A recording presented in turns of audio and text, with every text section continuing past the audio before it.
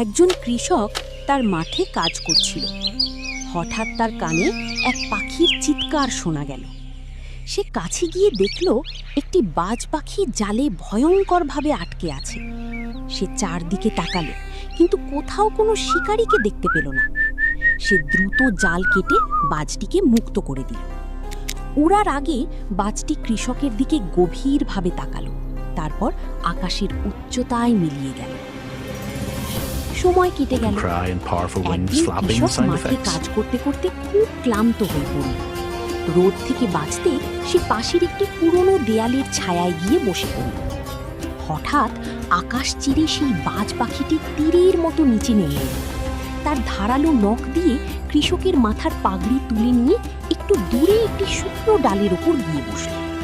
এতেই কৃষকের ঘুম ভেঙে গেল। উঠে দেখে তার পাগড়ি বাজের পায়।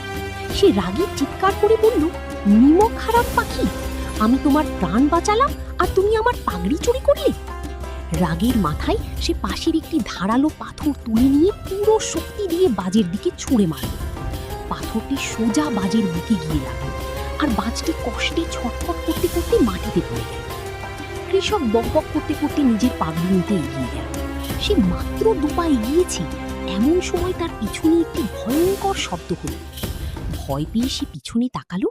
যে পুরনো দেয়ালের নিচে সে কিছুক্ষণ আগে ঘুমাচ্ছিল, সেটি ভেঙে পড়ে ধ্বংসস্তূপে পরিণত হয়েছে।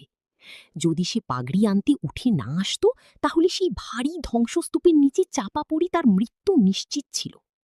তখন কৃষক সব বুঝতে পারল। বাজটি তার পাগড়ি চুরি করেনি, বরং দেয়াল ভেঙে পড়তে দেখে তাকে বাঁচানোর জন্য সেখান থেকে সরিয়ে দিয়েছিল। কৃষক কাঁদতে কাঁদতে বাজের কাছে দৌড়ে গেল, কিন্তু তখন অনেক দেরি হয়ে গেছে। পাখিটি নিজের জীবন দিয়ে কৃষকের উপকারের প্রতিদান দিয়েছিল। শিক্ষা: কখনো কখনো যে ঘটনাগুলো আমাদের কাছে ক্ষতি বলে মনে হয়, আসলে সেগুলোই আমাদের রক্ষা করে।